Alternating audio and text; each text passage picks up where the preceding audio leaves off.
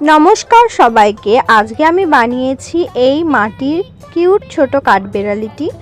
এখানে আমার বানানো হয়ে গেছিল, আমি বানানোর ভিডিওটা দিইনি, যদি তোমরা চাও তাহলে দিয়ে দেব। এখানে আমি হোয়াইট কালার দিয়ে বেস কালার করে নিয়েছি কাঠবিড়ালিটিকে।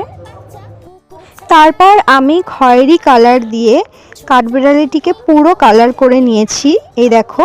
আর খয়েরি কালারের ওপরে হলুদ কালারও দিয়ে দিয়েছি অল্প অল্প।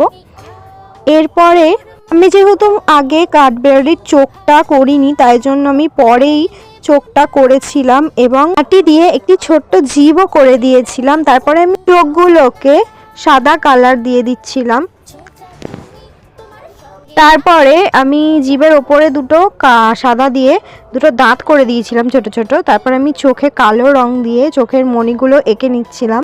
আমি আইব্রোগুলো এঁকে নিলাম। তারপরে আমি খয়েরি কালার দিয়ে চোখের পাশে মণিটাকে আরেকটু বড় করে দিলাম। তারপর মাঝে হোয়াইট দিয়ে দিলাম এবং একটু কিউট করার জন্য গালে একটু গোলাপি রঙের ব্লাশ করে দিলাম এবং নাকটা কালো করে এই কাঠিটির সাহায্যে আমি গোফগুলোকে এঁকে নিচ্ছিলাম কালো রং দিয়ে।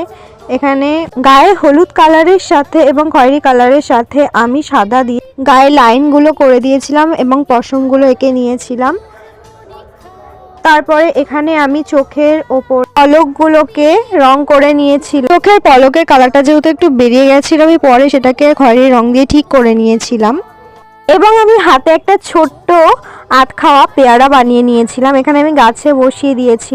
এখানে রেডি হয়ে গেছে আমার কিউটসা ছোট্ট কাঠবিড়ালি, পেয়ারা খাচ্ছে। তারপর একটা বাদামও দিয়ে দিয়েছিলাম। আসলে আমি এটাকে যা বানিয়েছিলাম সেটা হলো কালার ব্রাশ হোল্ডার। তো কেমন লাগছে, এখানে ব্রাশটা আমি দিয়ে দিয়েছি ওর হাতের মধ্যেখানে। এই ব্রাশটার সাইজেই আমি করেছিলাম হোলটা। তো কেমন লাগলো, ভালো লাগলে লাইক কমেন্ট সাবস্ক্রাইব করে